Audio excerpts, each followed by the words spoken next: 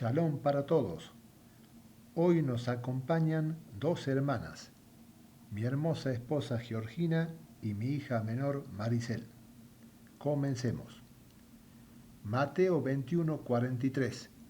Por tanto os digo que el reino de Dios será quitado de vosotros, de los judíos, y será dado a gente no judía que produzca los frutos del reino.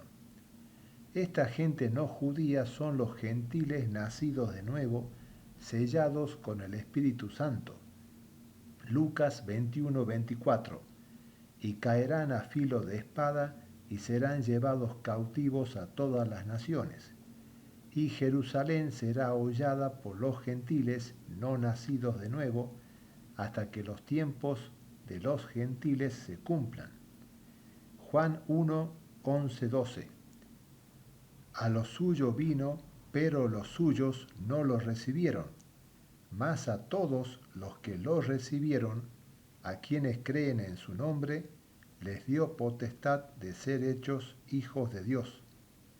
Los tres textos citados revelan una pausa de más de 2000 años en el trato de parte de Yahshua con el pueblo judío. Es como un paréntesis que el Señor abrió cuando se anunció el fin de la semana 69 de Daniel y lo cerrará cuando finalice la semana 70 de Daniel. En este intervalo de tiempo, Yahshua permitió que los judíos sean castigados a filo de espada y llevados cautivos a todas las naciones. Ver Lucas 21:24.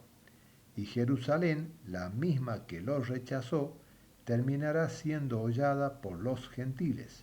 Ver Apocalipsis 11:2. Daniel 9:26. Después de las 62 semanas le quitarán la vida al Mesías Yahshua consagrado. Jerusalén y el templo serán destruidos por la gente de un rey que vendrá. Su fin será un cataclismo y hasta el fin seguirá la guerra y las destrucciones que han sido determinadas. La frase hasta el fin significa que Jerusalén continuaría sufriendo devastación y guerra después de la destrucción del segundo templo en el 70 después de Cristo. Y así fue. Ver Zacarías 12:2.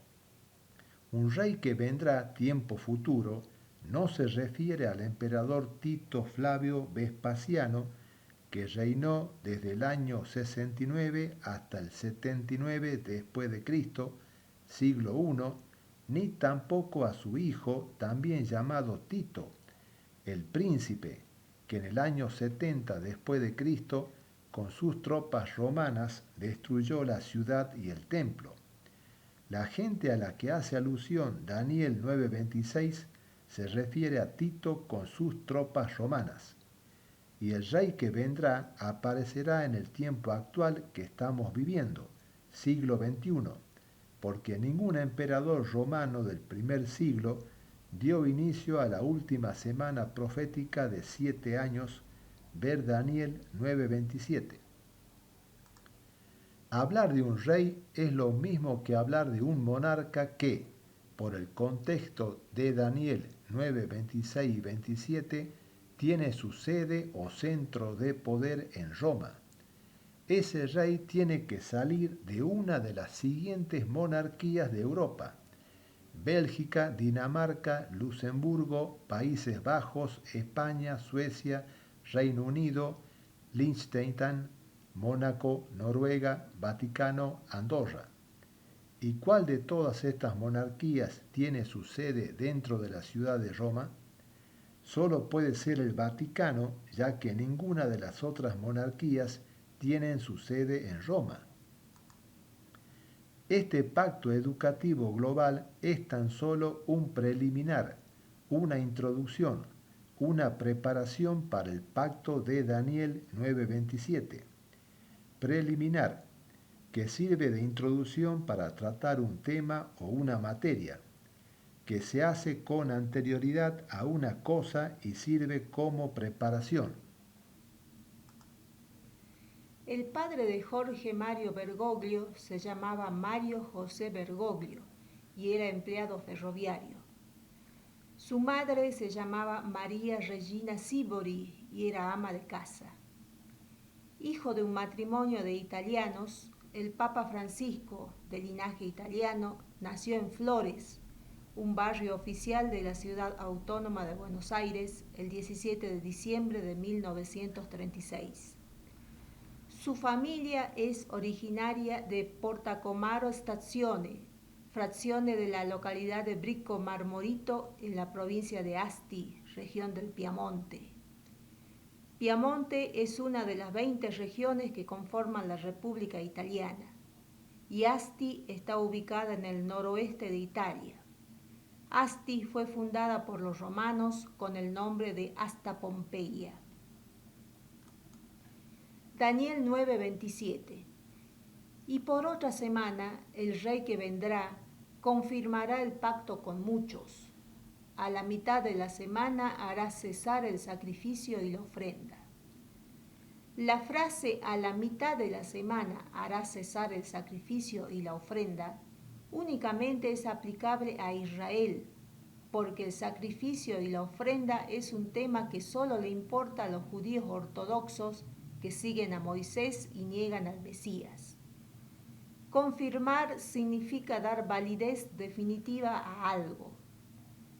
Un rey que vendrá para confirmar el pacto con muchos, según Daniel 9:27, no puede tener ascendencia italiana como la de Bergoglio, porque los rabinos judíos ortodoxos solo aceptarán firmar un pacto con un rey que tenga sangre israelita.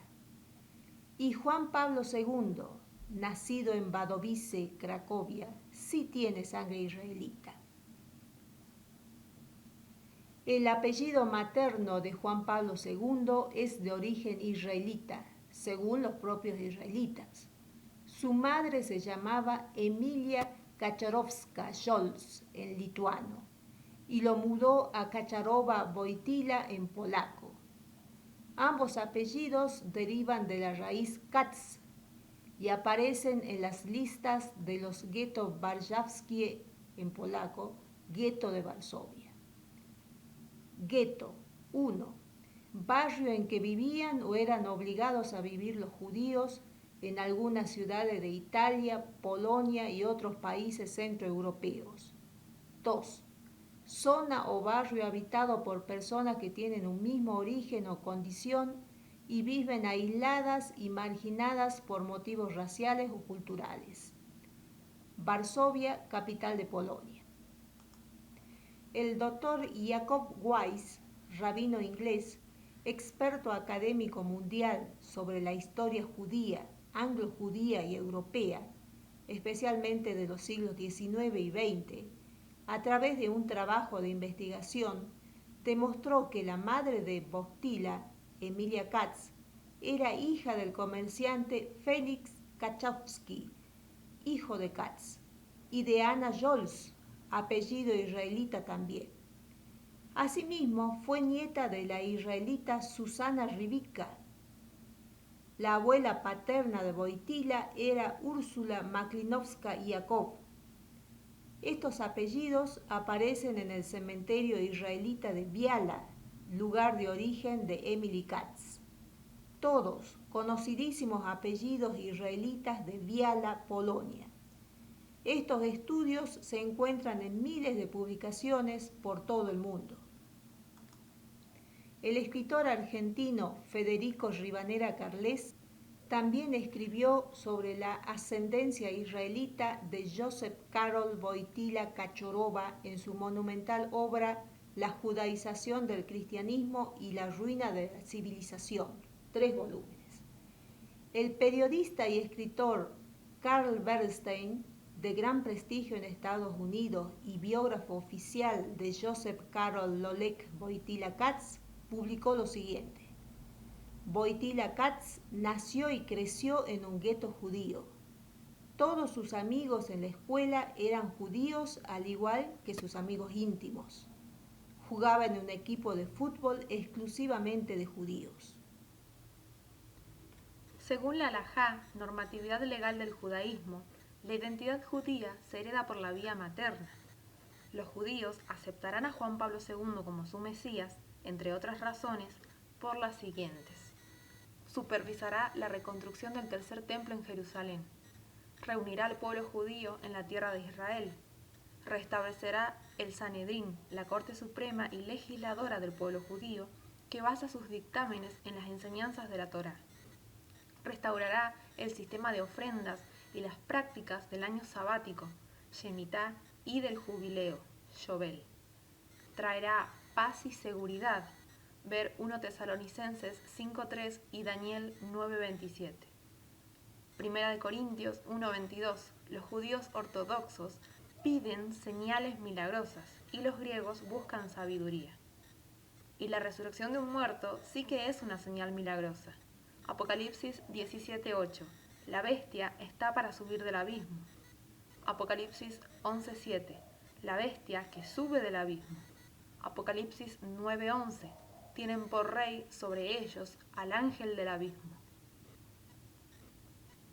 En marzo del año 2000, y por primera vez en la historia de los papas, Juan Pablo II rezó ante el Muro de las Lamentaciones y recitó el Salmo 21 de David.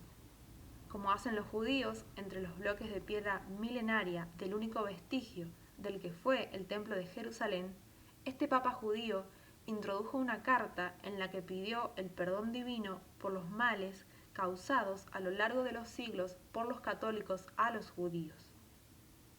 Para los judíos, ese día fue memorable. Ver al obispo de Roma pedir perdón en el muro y rendir homenaje a las víctimas de la Shoah en el Yad Vashem fue algo inolvidable. Fuentes del gobierno israelí dijeron, en marzo del año 2000, que los israelíes han descubierto para bien al Papa y que para ellos es una persona de palabra. Daniel 11, 32-39 hace alusión a los macabeos, una familia judía que lideró la resistencia ante los intentos de Antíoco IV y sus sucesores de imponerles costumbres griegas paganas. Daniel 11:35 habla sobre el tiempo determinado, refiriéndose al tiempo de prueba para los macabeos y también al momento previo al regreso de Yahshua. Antíoco IV Epífanes, de la dinastía Seleucida, rey de Siria, profanó el templo judío, el primer templo, en el año 167 a.C. y suspendió el sacrificio diario de animales que los judíos hacían todos los días, continuamente, uno por la mañana y el otro por la tarde. Curiosamente, la profanación del primer templo bajo Antíoco IV duró 2300 tardes y mañanas, es decir, 1150 días, menos de 3 años y medio. Este rey atacó la tierra de Israel en el siglo II a.C. y fue el octavo soberano del imperio de los Seleucidas, Babilonia y Siria. Además, quitó el sumo sacerdote, saqueó el templo y reemplazó la adoración a Dios con una adoración griega. Daniel 11, 35-39 no solo describe algunos de los sucesos que Antíoco IV Epífanes hizo durante la época de los macabeos, sino que además profetiza el curso de acción de la bestia, Juan Pablo II resucitado. Porque muchas de las cosas que sucedieron bajo el gobierno de Antíoco IV Epífanes se repetirán en una escala mayor cuando reine Juan Pablo II resucitado. Esto se conoce como profecía dual o de doble cumplimiento. Antíoco IV puso en el lugar santísimo una estatua del dios Zeus de la mitología griega o Júpiter de la mitología romana, y sobre el altar de los sacrificios en el patio del templo sacrificó carne de cerdo a los dioses paganos. Un segundo cumplimiento de la profecía de Daniel 11, 35-39 sucederá con el octavo rey Juan Pablo II cuando reine desde Jerusalén. Daniel 9:27. A la mitad de la semana hará cesar el sacrificio y la ofrenda, y un horrible sacrilegio se cometerá ante el altar de los sacrificios, hasta que la destrucción determinada recaiga sobre el autor de estos horrores.